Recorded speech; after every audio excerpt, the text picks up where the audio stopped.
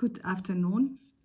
I would like to start with apologizing for delivering the brief late, as we had meetings at the National Center for Security and Crisis Management.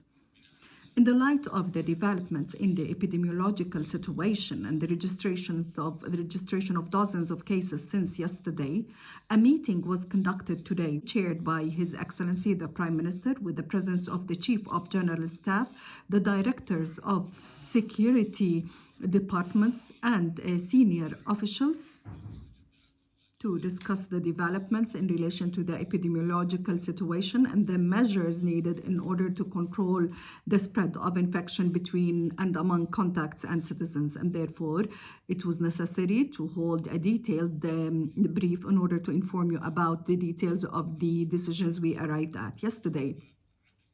There were so many questions as to why the lorry drivers coming from abroad were not subjected to quarantine. I would like to mention that the government, and in coordination with the crisis cell at the center, National Center for Security and Crisis Management, decided since April the 22nd, 2020, to hold a site for quarantine. It is comprised of caravans and camps for those coming through Al-Amiri border posts. However, for logistical reasons, the implementation of this site was not finalized, and therefore the lorry drivers are obligated to confine themselves to house quarantine, and were made to sign promissory note in this regard. And the implementation of the first part of the quarantine site is expected to finalize before the end of this month. And I would like also to mention that in the beginning, we found it difficult to put all the lorry drivers under quarantine, because the number of lorry drivers who have visas to Kingdom of Saudi Arabia was 1,400 drivers only. Out of them, 250 drivers come back and forth on a daily basis. If we put this number under quarantine, that will negatively impact the flow of trade of commodities and food items between the two countries.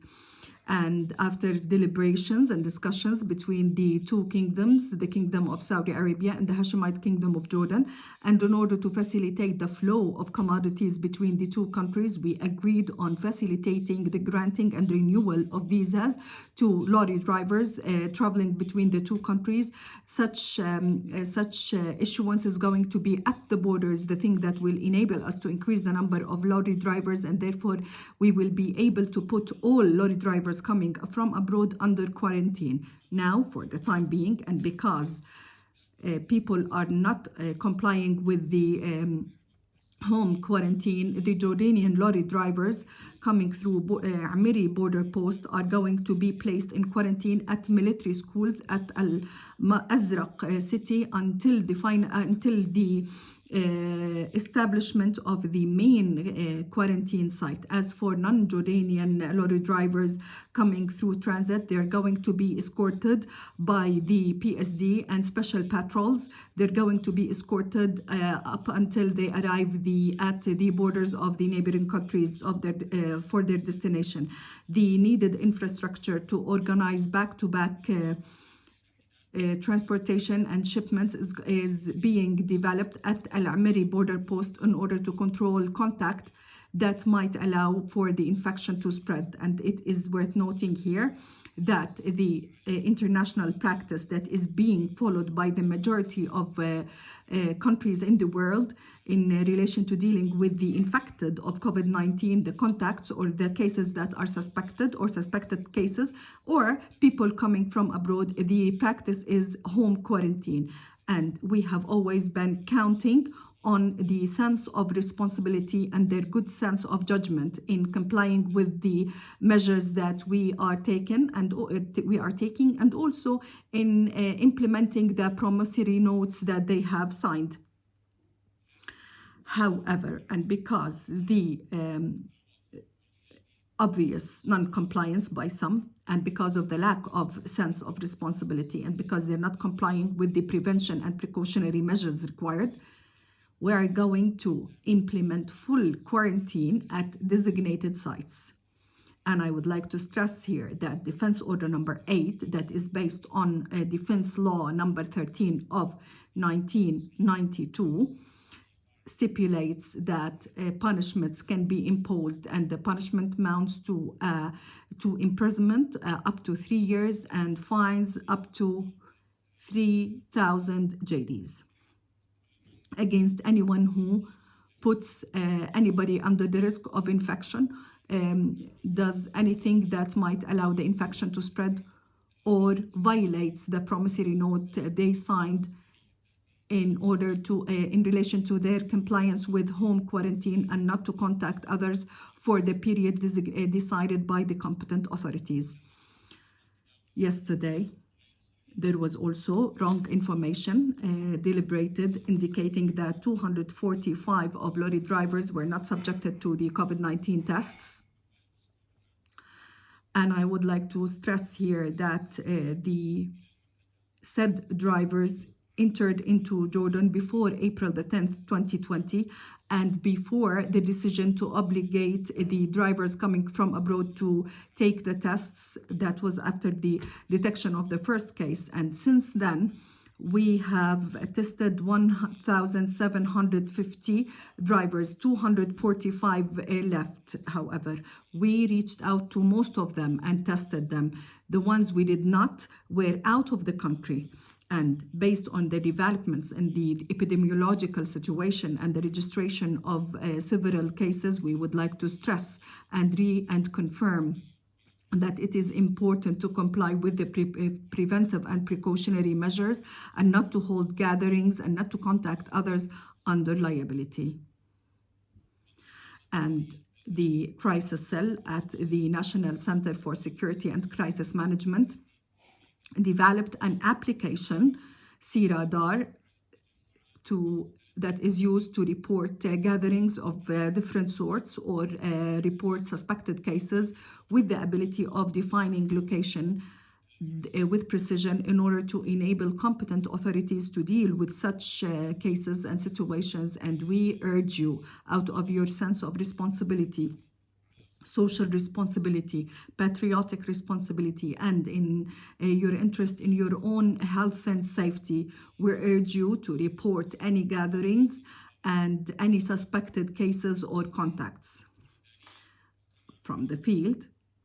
And as was announced late yesterday, 4 villages in Al-Mafraq were isolated, and 3 buildings in Irbid were isolated because of the fact that we registered cases there, and there were contacts who contacted the main infected person. May God protect you, protect your health and that of your loved ones. May God bless this country and protect its leadership and the whole humanity from this pandemic. We are at your service and we succeed if you comply. Thank you very much. Good afternoon. Today, 24 COVID-19 cases were registered. 5 cases are lorry drivers coming from Al-Amiri border post. 2 are Jordanians, and they were taken to Prince Hamza Hospital, and one student who came from Russia, and he's been quarantined at the Dead Sea area, and he was also transferred to Prince Hamza Hospital. And there were also 18 cases of contacts for the lorry driver who was announced yesterday. And the 18 cases are as follows: 9 from Al-Mafraq in Al-Khanasri area, 3 from Al-Ramtha, Al-Buwaida, and 6 from Irbid, from Al-Hayy Al-Janubi and Huwara. All the infected areas were isolated by the security apparatuses and by the administrative, under the management of the administrative governors. 4 cases of recoveries of recovery were registered at Al Prince Hamza Hospital, 3 at Prince Al Hamza Prince Hamza Hospital, and 1 at Queen Alia Hospital. The thing that makes patients under treatment 84, and there has been no deaths.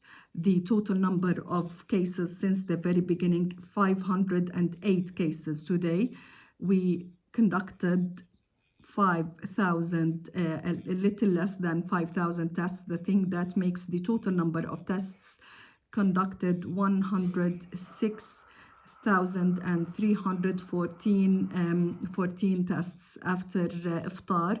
10 teams from Al Mafraq are going to pursue their work.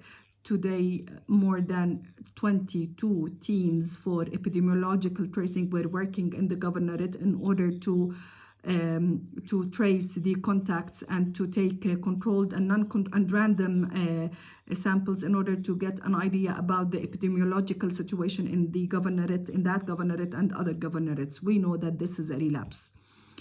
Okay, we did not celebrate any victory. We did not claim that we have eliminated the disease.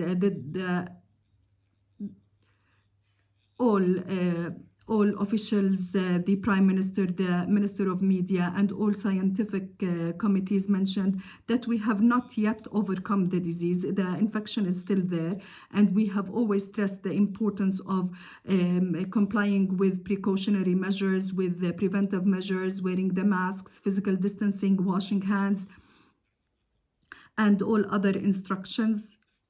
Today, we are stronger. When the crisis started, we only had 12 epidemiological tracing team, maybe less, but today we have mobilized, with one decision, we have mobilized 22 teams. Our hospitals are ready, our gears are ready, our teams are ready. We will be able to overcome this relapse, inshallah, God willing, and with your cooperation, the cooperation of everybody, we will be able to overcome it in days. We are ready and we will be able to overcome it, but this doesn't mean that we should allow ourselves to be lax. Now, this small incident has ruined for everybody what's going to come, the Eid, the smooth going back to our normal social life. These are lessons that we learn from and benefit from. These help us improve our measures, and people stand by each other. Well, every lesson we learn will make us stronger and more resilient. And it's a relapse. It's okay. We will overcome it. May God protect you, protect the country and the leadership of this country, and peace be upon you.